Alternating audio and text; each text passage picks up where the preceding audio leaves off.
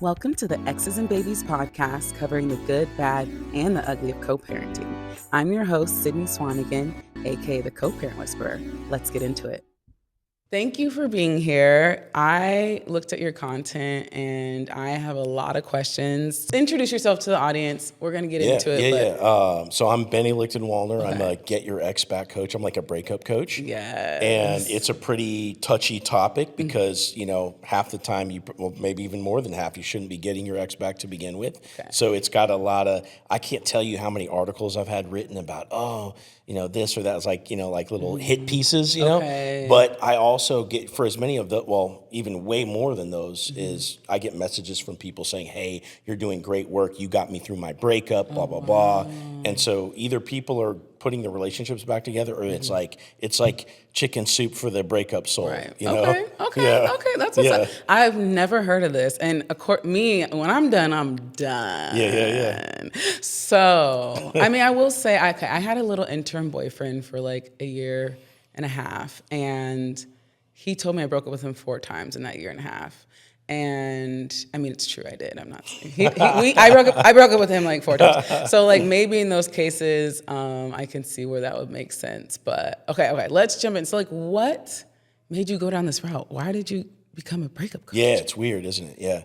So I was the nerd growing up, and I could get like a girlfriend for like a week, and then she'd be like, "Yeah, this dude's weird. Like I'm out." Like, wait, what kind of nerd? What kind of nerd? I was like the depressed kid that like didn't understand how to vibe with people, like super kind of like judgmental and like ultra religious because that's what was given to me, and I couldn't connect with people, and then I had depression from that, and so like I could have my little friends, but it was always the extroverts because I wasn't gonna go talk to anybody. Got it. And so all those social problems carried over into dating, obviously, and so fast forward into like adult age, my parents, they teach, hey, just find somebody in the same religion. All you need is like, once you got that, like everything else is going to fall into place. So I got onto a Catholic dating site and I found my first wife. And through the sites. All right. Yeah. Well, also because I didn't have the confidence to like walk up and, do all that. And so I kind of picked a bad match. Well, long story short, to get to the point, I went through a series, like I had that, that marriage for 10 years. Oh, wow. And we had 4 kids together. And that's with little dating experience before that or anything. Got it. You guys jumped right in. Yeah. Okay. And after that, I got into a relationship with a wild child, for a couple of years, polar opposite of my wife. And that was just this crushing experience where it's like, okay, I'm in my mid-30s now. I have not very much social or dating experience. I've just been put through the ringer a couple times, and I'm like, I have got to fix this stuff, Right. So I kind of became a serial dater after that experience. But I got my ex, the wild child, she dumped me, all this stuff, and I got her back by studying Get Your Ex Back material that was available at the time, okay? So I got my ex back at one point, and then, after that, so I got her back, she dumped me again. And I'm like, okay, fool me X number of times, I'm an idiot, So I went out and I became a serial dater. Through that process, I became a dating coach, a men's dating coach, because I was the bottom of the rung ladder guy climbing up to the top, and I was like, hey, I can help people do this. And then when I started putting out, so when TikTok got big, I was on Facebook and I was doing stuff on social media before that, but then I saw people taking off on TikTok, switched over there, started putting out content, and then people watch the X Back videos. So I switched my whole entire dating coaching practice over to getting your ex back because that's what people seem to care about. So I just took a business hint, That is interesting. Because me, again, like I said, I feel like there's so many. I'm in the business of you are definitely done. You're now going to be co-parenting. Now I will say there's definitely folks who try to come back or they try to fix. I've heard of co-parents and getting remarried years later. But that's not as common. But what are the maybe dangers of someone trying to get back with their ex? Or how do you know? Do you ever tell your clients like actually maybe not for you? It's like, therapy has been invented. The systems to make people have a working relationship have been figured out.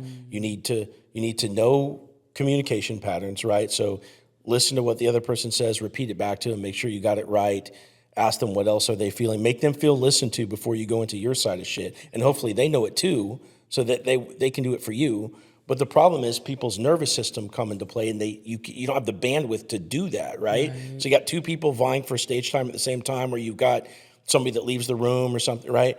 And you can't fix shit because of nervous system regulation and communication. Yep. Well, the wheel's already been invented. Right. Theoretically, anybody that's attracted to each other that starts a relationship, physical attraction's already been determined at that point, right? They got together to begin with. Let's hope so. That started a relationship. Yeah, right? Like, maybe you got bullied into it. I don't know. I forced a thing once, but go ahead. Okay. Yeah, so I was queuing up a Diddy joke in my mind. No. We can circle back maybe, a little later. but the wheel's been invented. So in my opinion, people that start relationships that are trying to make them work, you could theoretically make any of them work. But some people don't give a shit. Right. And some people are so messed up, like the rest of your life is going to be this uphill battle. Yep. But for me to become the arbiter of that is impossible, because these people are the boots on the ground and stuff.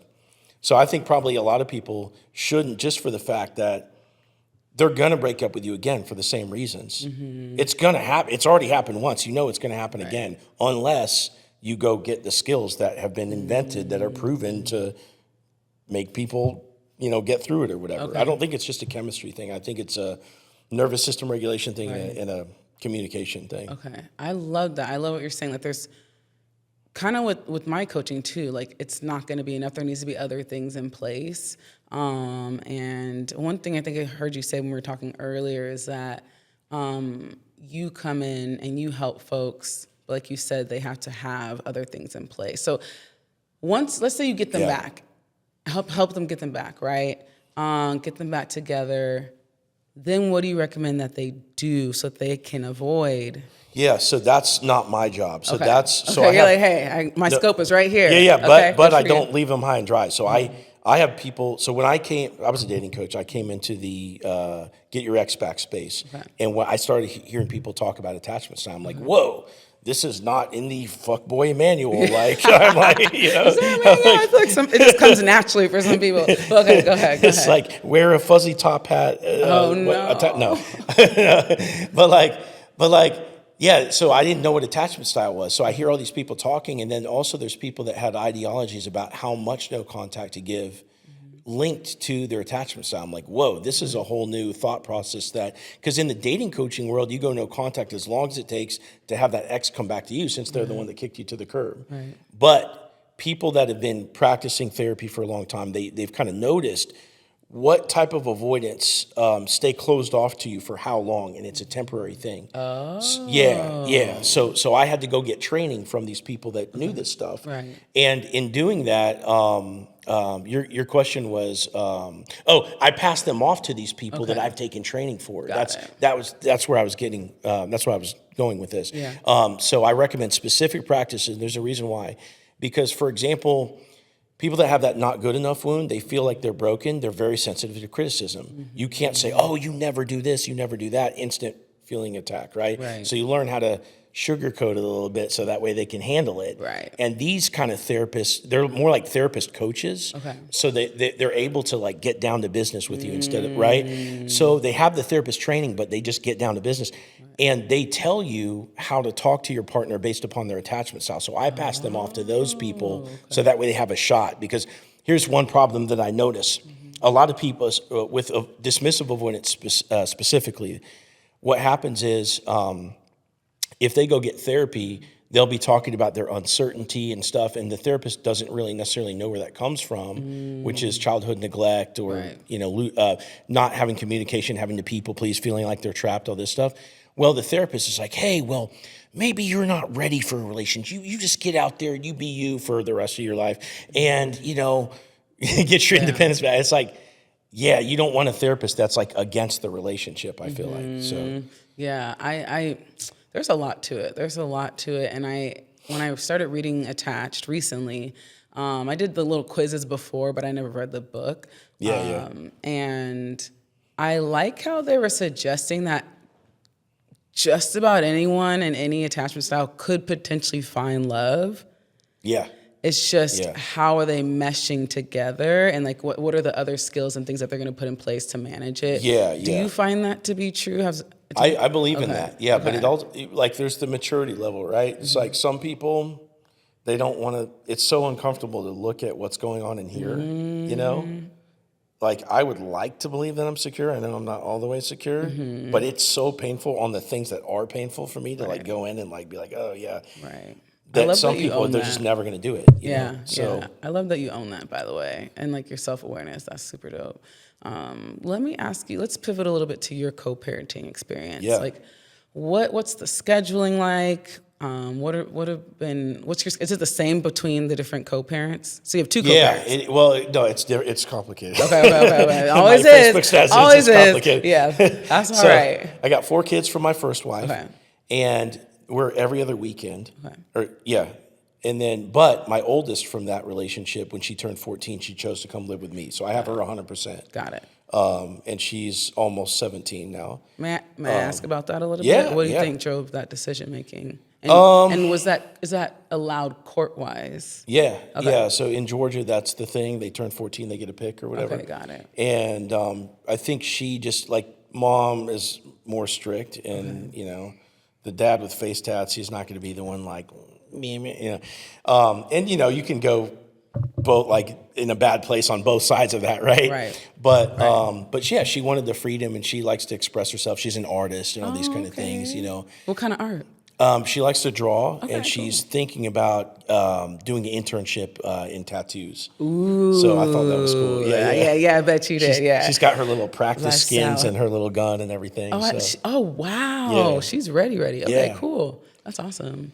Are you going to get like free tattoos for the rest of your life kind of thing? Oh, man, she needs to practice a little bit. Okay, all right. That's a very honest answer. I like that. Okay, cool. Yeah. Okay, so she came lived with you, and what kind of drove that decision for her, do you think? Oh, you said... Well, I think she's young still. I don't know if she's on her path all the way. I think she's experimenting. She's loved drawing for a long time.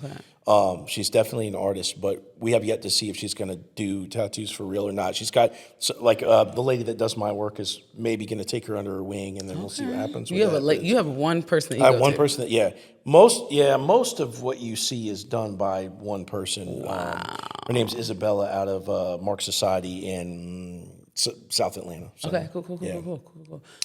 Okay. What other scheduling? Yeah, so I got my oldest 100%, and then the other 3 from that relationship are every other weekend. Okay. And then I have my youngest daughter, who's 4, with my second wife. Got it. And we are, I have her Monday, Wednesday, and then Fridays plus the weekend. That's mine. So it's truly 50-50, but like every other day. Got it. So how do you like that, or do you think that works for her? It works, because then I don't have to go long stretches without seeing my daughter, and she's young, you know. Yeah, exactly. Yeah, and so, you know, and then we get the weekend, so it's like the weekends are lined up where my kids that are every other weekend come on the same weekend as my daughter. So I get a break, and then I get everybody, right? Got it. And so do they get to spend time together? Yeah, they all get to spend time together. Cool. Yeah. That's what's up. And even my stepkids, they'll come spend the night, like on a night where all the kids are together and stuff, so everybody gets back together and stuff, That's beautiful. Okay, let's talk about stepkids really quickly. Yeah. Because I've been talking to more folks who have children, and I'm like, I'm a mom already, right? Yeah. I've never thought about being a stepmom, and at the age group, I'm creeping to the age group where I'm going to most likely be a stepmom with who I, start dating. But how did you show up as a stepdad? Like, what do you think about when it comes to being a stepdad? And yeah, that's a touchy topic, because when I was with my 1.5-year relationship that like the wild child, you know, she had 2 kids, and I was scared to connect to them emotionally. I still showed up, and I wouldn't let them see this, but it has an effect because everybody can feel energy. You know? That's true. I was holding it back because I just felt inside, man, this relationship is like fucked, like, you know, and I felt bad, but we lived together for 1.5 years, so I'm tucking them in, and she works the night shift at Amazon, so I'm like cooking them food and reading them books and stuff, but inside I'm like scared to let myself like connect to them all the way, and sure enough, lost them, and I remember, this is sad, so we're gonna make everybody cry. On the day that, you know, I'm moving out, because she's kicking me to the curb for like really not really a real reason, her daughter, she tells her daughter, and her daughter draws me a stick figure of herself, like crying with tears coming out of the eye, and hands me the picture, like, as my goodbye. Oh, Yeah. wow, that's brutal. Yeah. Oh, how did you receive that? Yeah, just guarded still, because like it's sad, Yeah, it is sad. and that was what I was guarding myself from throughout the entire relationship. It's sad. They didn't deserve that. They want, they deserve somebody that's fully emotionally invested, but it's like it wasn't stable enough to do it. I couldn't bring myself to do it all the way. But in my my second wife also had 2 stepkids by somebody else, and I did my best. I've noticed it's not quite the same when you have your own kids. You try to make it be as much as you can, and you give all the love that you can. But for whatever reason, it's not quite the same. And I think that I don't know how you quantify that. You can't let it be the same outwardly.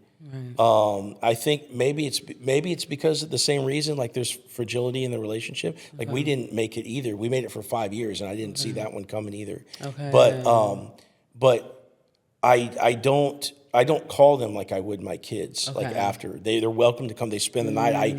I bought him random presents, like my stepson, and like my stepdaughter. I see her in the daycare because she goes to the same daycare as my younger daughter. So I see her. She runs up. I give her a hug. Like everything's there, right? But it's slightly different, And I don't keep up I'm probably not going to keep up the relationship the same way into adulthood if we, aside from whatever, because we're connected by my daughter, aside from whatever maybe events happen like that, Why? Because I think you only have so much emotional bandwidth to go around. Like I'm not the type to maintain, like even with my family, like I'm just like, I only maintain the relationships that are like, I don't know. A lot of them I've let go. Okay. And maybe that's the avoidant in me. I don't know. Hey, Right? we can dive into that too. Yeah. But I get it, and if I'm understanding, I'll speak for myself, but let me know if this is something that resonates with you as well.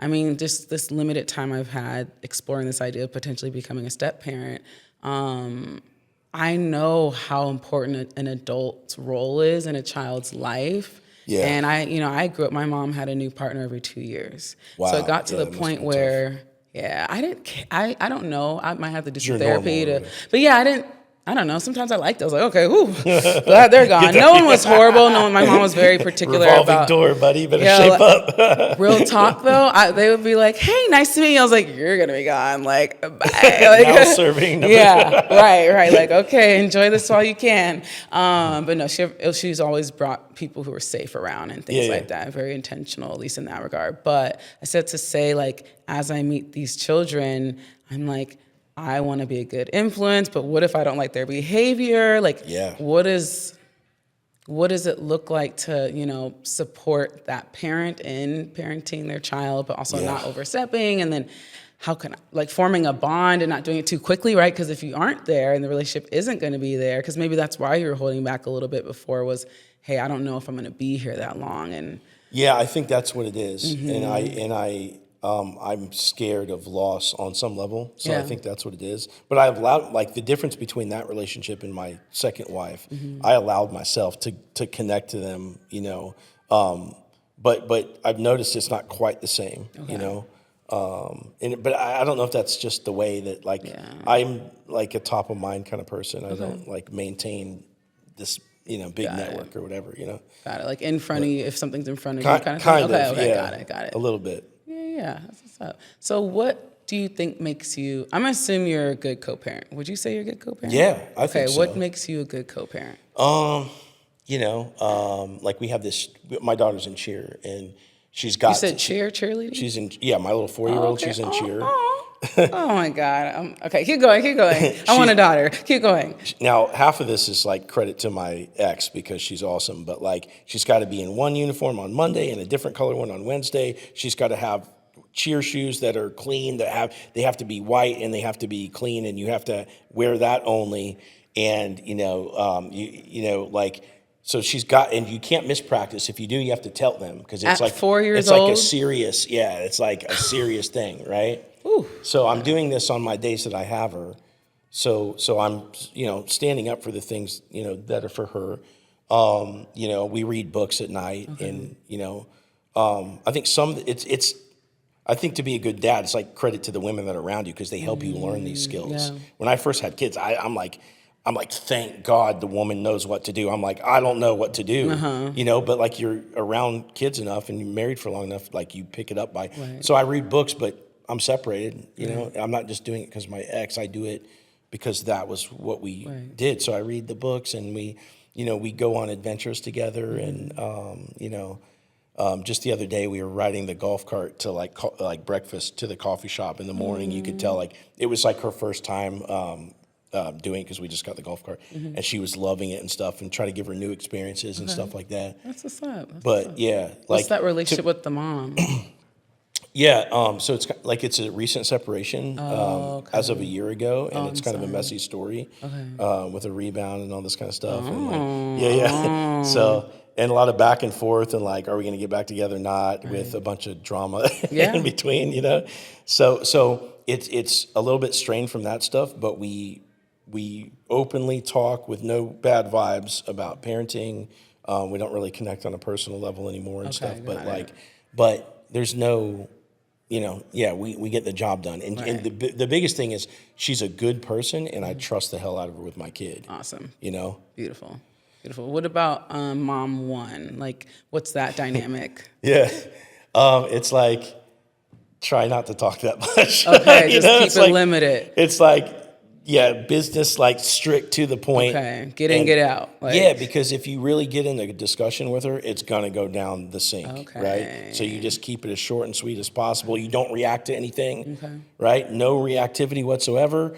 Don't say anything that could be could put out a reaction because you're asking for right? And so you just keep it, and deep down, she's a good mom. Like she cares about the kids, bills are paid, they get their food and stuff like that. She's just a little bit lacking on the connection side, but, they're in good hands, so.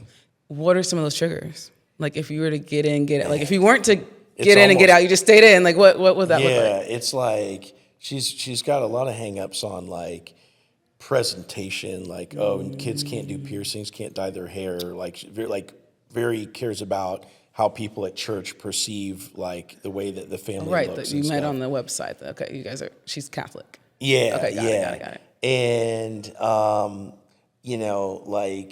like overly protective about like the content that they take in and stuff like that. And so that archetype, and I don't know. It's almost like anything, but like that would be like hot button topics, like stuff that has like baggage attached to it in the past. Right, for sure. But it could be anything.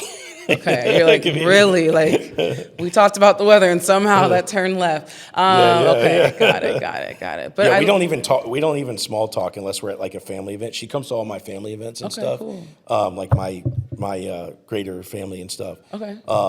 And she's, but like we don't like sit down and be like, so, Okay, got it. Yeah, I think I'm gonna maybe be on that path at some point. Things have kind of gotten a little crazy on my co-parenting end. So, and I keep saying every episode, I'll speak on that later. I can't now. But I said to say, I think that's where I'm headed. Because it's like, if you're on two different frequencies, it's almost like you're in two different universes. Right. Like if you're like down in like some negative frequency and I'm trying to enjoy my life, like this doesn't, like we just went past each other. Right.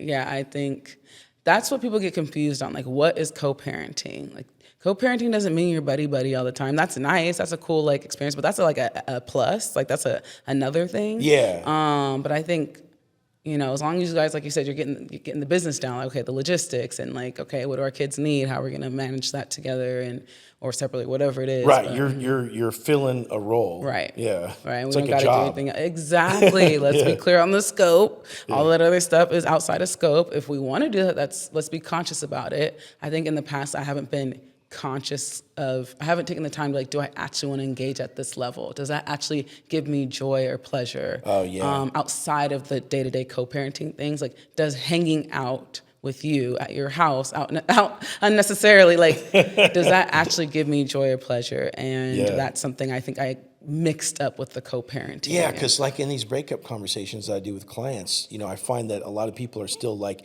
having relics of the family life together and stuff. And I'm like, I've never done that. We had like a dream about like not telling the kids and staying in the house and just dating separate people for a while, like in the beginning, because we couldn't afford to live in two. Okay. You know, It'd be like so that. it's It'd be like that. And that crumbled like that, you know. Okay. But I get a lot of people that do that, spend time together, and to me, I just the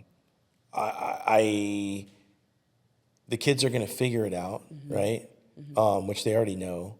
But to me, eventually you're going to have separate partners probably. So that's going to go away eventually anyway. Right. So if you don't like being around the other person, maybe one person takes them to Disneyland and then the other person takes them to Disneyland again. I don't know. Right. That was actually a point of contention for us, like real talk. That's what, recorded. Disney? No, real talk. Yeah. Okay. It's in an episode. I actually did an interview of my son's stepmom, and we talked about that. Like one of their first vacations was going to be in Florida, and my mom was like, they're not going to go to Disneyland, are they? Or Disney World in that case, right? And I was like, I don't know. But we had an agreement before other partners came around that like, hey, big milestones. And for me, Disney is a milestone, in my opinion, like that we'll both be there. And so I actually gave up the opportunity to take him to Disneyland. I was like, hey, I'm going to be in California. I was going to go to Disneyland. Do you want me to wait till you can come? Or do you want, you know, is it okay if I take him? He's like, no, wait, don't take him. I want to go with you guys. And so we didn't go. And so now they're going to Florida, and I was like, hey, you guys going to Disney World? He's like, I don't know, I can't make any promises. And I was just like, dog, yes, the fuck you can. Yes, the fuck you can. And I don't think she knew that part of the story, because if you watch the video, I watched her eyes. I feel like I think she didn't know that him and I had actually had a conversation about it, and that I actually did not take our son to Disneyland when I had the opportunity. I honored that commitment, so I wanted him to do the same, which you can't make people do nothing. And it's not like they were never planning on going, but he just wanted that control of me. So she found out. Anyways, such a mess. But I said to say, Disney, watch out, y'all. Disney can be a thing, for sure. Okay, back to this coaching, because me and my ex did entertain getting back together at some point. I don't think... You should have hired me. I'm really glad he didn't. Really hit me up, bro. No shade, little shade, no shade, like shade. But we were thinking about it because we've been together for like almost 10 years at that point. You know, we were together from the time I was 17 till I was 27. Yeah, and I was like, hey, if we do entertain this, like, dog, you got to get some therapy. I was always getting therapy. I value therapy. And then we need to do couples therapy. But I saw that he was trying to get his own therapy. We did go to couples therapy in the past. We tried to get one session together, but long story short, I knew in my heart I was not going to be able to trust him again after some infidelity and things like that. And just 10 years, especially the 10 years from 17 to 27, that's a roller coaster right there. It is. I mean, we're kids. We're kids. Yeah, because you change again the next decade too. That's true. Yeah. A lot of change, and I think I was changing and growing in ways that I wasn't seeing on the other side. Like, by the time we broke up, I was worried, like, oh my God, I'm gonna have to buy a bunch of furniture. He's gonna take his stuff. And I looked up, I bought the bed. I bought our bed. I bought our son's bed. I bought our couch, our TV. By the time he left, it was an ironing board. Like, that's all that, and he left that with me. So like nothing changed because he left. I'm getting a provider this next time around. Yo, my love language is someone who thinks 10 steps ahead of me and like gets shit done. And I'm like, wait, you fixed the thing? I didn't even know it was broken. Like, that's what I want. And I had that for 5 seconds. But then there's other things. He couldn't take accountability. But I said to say, like, with people breaking up, especially with kids, like, have you taken that into account when it comes to your coaching? Like, you know, if you get back together, you're probably gonna fuck up the kids. Like, leave them out of it or whatever. I deal with kids all the time, and so here's like just real talk. Like, I'll have people say, "Well, look, you know, what should I do for?" You get people that have no rights to the kids. Say a boyfriend that was never married to the woman, for example, and he became like the dad for years. They have a long-term relationship. Like stepdad. But he's got zero rights to the kids, right? Because he's just a boyfriend. And he develops a relationship with these kids, and they have they'll ask me, they'll say, "Hey, what do I do about these kids?" And they're like, "I want to do this, I want to do that," and I'll say, "Well, because I'm like all about what's real. Right. I felt like I got the veil pulled over my eyes in childhood with like explanations about how the world works. So like I always want to know just give me the bottom line truth, and I'll figure out my shit from there. So that's the way I talk to clients, and I'm like, my mind goes to the bottom line. I'm like, you got no rights to these kids. Right. You have a relationship with them, but if that other person doesn't want to like carve that out for you, because a lot of times it doesn't get carved out, I'm like, you're going to have to get over this, which is sad. Yeah. And so like, I'm like, well, okay, from an attraction perspective, it hurts for you to insert yourself where maybe you're not wanted, or maybe it's like maybe you're wanted for the kids only, but like it depends on right? It's like, but your continued insertion into this person's life is going to decrease attraction because you need mystery, right? Mystery grows in time and space apart. You got two magnets together, there's no more room for attraction. You pull them apart a little bit and then they snap back together, So it's like that person needs to kind of go away. But when it hurts kids and they have a relationship with somebody, it sucks. Right. But then it hurts the mission because we want them to come back together and hopefully, the guy to be the dad again or whatever. Right. And for that to happen, they got to go away. And then it's on maybe the mom or something to explain to the kids what happened. So I have to sit there and tell people, it's probably going to hurt you to try to demand something that you don't even have legal rights for. Right. And it's like, it sucks. Yeah, so I know this brutal. affects kids because I hear these stories, and I even have to advise against it in some ways because people come to me and they say, what is the most optimal way to bring this person back to my life? And I have to say stuff like that. Right. You try to go be the unwanted stepdad, see how that goes for you, even when you've been that for years. If you got two people that don't know how to do conflict together and they're yelling at each other and stuff, they get back together and the kids have to see them throwing shit at each other and stuff. Like, but if you're doing that, you ain't gonna be together for long. Like it's gonna come back together. The kids are gonna get hurt. They're gonna get let down. It's gonna suck, and it's gonna go away. But that's because they're not doing what I'm telling them to, which is basically you focus on fun, just like you would a brand new person. You have to suppress all your emotions, all your love for this person to show up as the cool, fun, hot guy or girl, and you do that for 2 months because new couples date on 2 months on average before they go exclusive. So you do that for 2 months. And then once you got them wrapped around your little finger, you take them into therapy. Okay. And if you're not going into therapy, then it's going to end. Okay, got it. Okay. That's an interesting strategy. Yeah. That is so interesting. And you find that people find success with that. Yeah, so I'm not their therapist for after, so I don't get to see like what happens all the time. But I get messages from people that are like, "Hey, just so you know, I got my ex back using your content, and we've been back together for the last 8 months, something like that." Okay, that's awesome. So is 8 months forever? Like, no, but like, I think if I keep doing this, I probably will have couples that have been like, "Hey, 5 years ago, we, because I've been doing this for 2 years now exclusively, 2 or 3." Okay.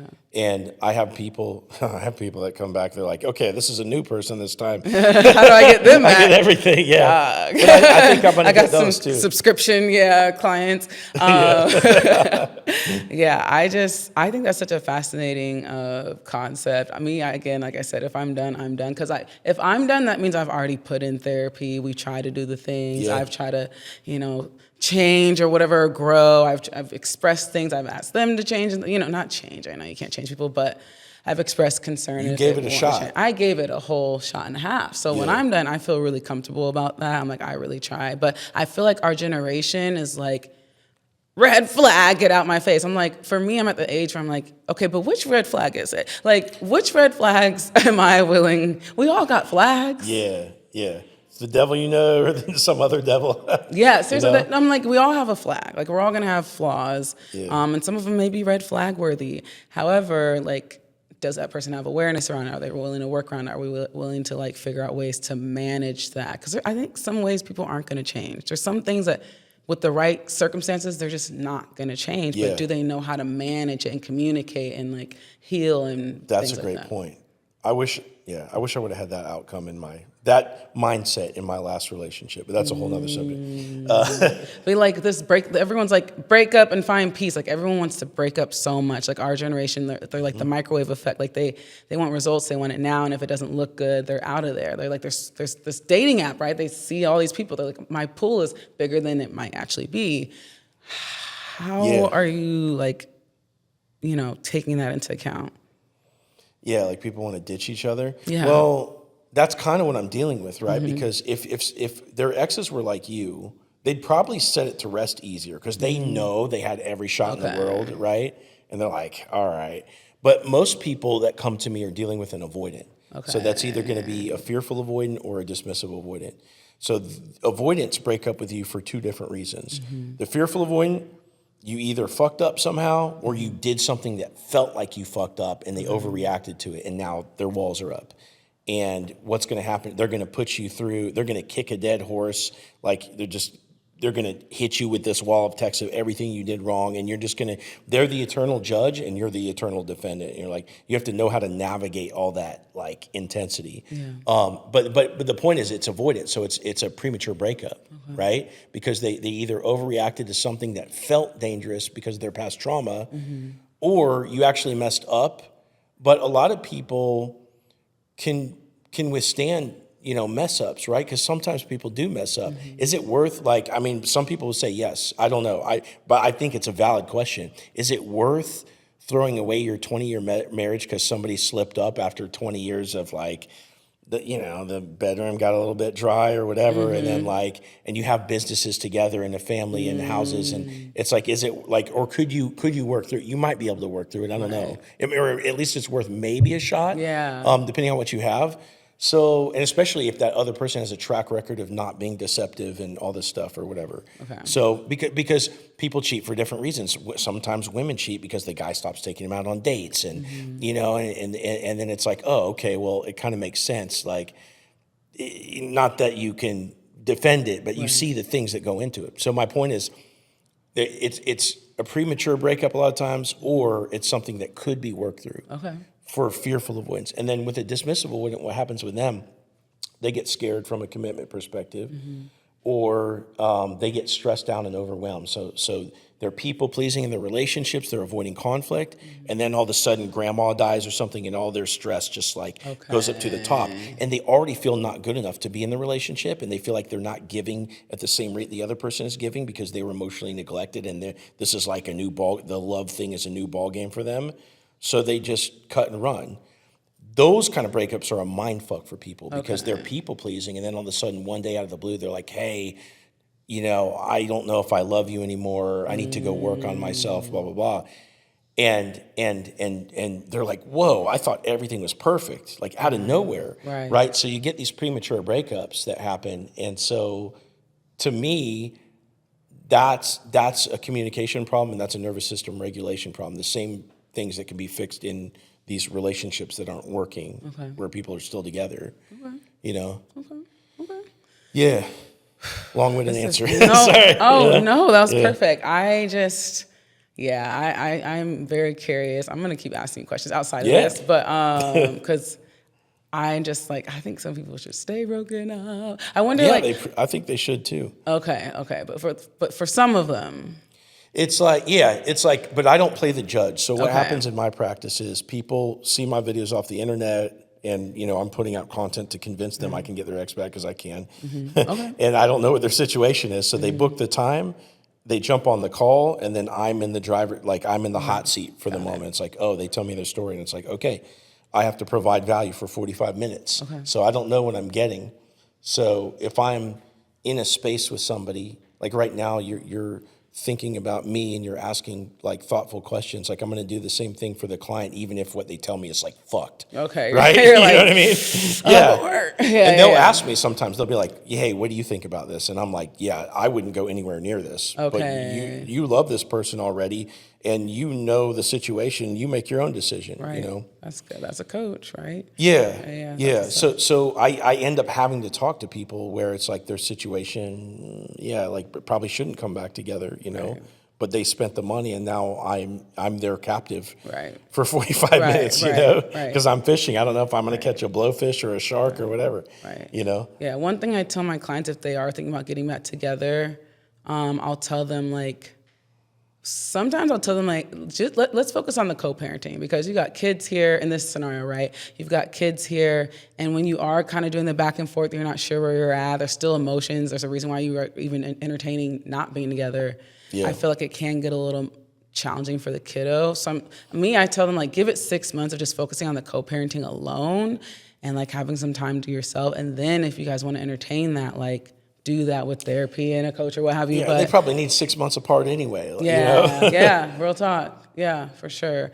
But it can get so messy with the children if you're coming in and out. I remember one of our guests was like, if you're just there to have sex with your ex, or you're just there, you're not actually trying to get back, like, don't do that. Like, don't muddy the waters for some moment of intimacy that you're missing. Like, because then the kids get confused and the other partner gets confused. It's going to keep their emotions at a heightened level, which impacts children and things like that. Yeah, I think my ex and I, we did a couple of rounds of going back and forth, like after our split, and the kids didn't know anything about that. My oldest daughter would ask me like, "Hey, what's up with Sabrina?" You know, from time to time, and I would give like little tidbits, but like nothing that's like, "Hey, like this is on track. You should expect this or that." You know, try to keep it under the radar. You know.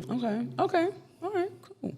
Are there any other parting words you have for co-parents or people trying to get back with their ex? Golly. Okay, so with co-parents, I feel like there's probably much better experts than I have to give. But you are a co-parent. You have some experience, right? I am right? a co-parent. Yeah. I think that you try to just be a good person as much as you can, just like for anybody else. And if you do that, even if your other partner isn't like trying to be a good person back to you, you're going to minimize the drama for your own sake, right? And then, you know, then you don't have to let them drag you down. So it's like, so I still care about, you know, my exes, and I want them to be happy, especially for the sake of the kids. So like, I don't want them to suffer, you know? So I feel like if you come from that place, like you're going to act better, and hopefully that transfers over to them. Right. You know? I love that. I love that. That is key. That is key. Well, thank you so much for being here. I appreciate it. Yeah, this was fun. Right. Yeah, it was. Appreciate you having me on. All right. Where can people find you? Coach, God, what's my handle? I don't even know. Benny. Yeah, right. It's Benny Lichtenwalner, which you'll never figure out my last name. So you can search Coach Benny on YouTube or TikTok or Instagram. Yeah. And if you find me on Instagram, make sure you do the blue check mark, because I have all these like fake scammer accounts and stuff. So Benny Lichtenwalner on TikTok and Instagram. That's the goal. I want us to be at a place where we got all these like scammers trying to take our head. Like, that's the goal right there. Daily. That's how you know.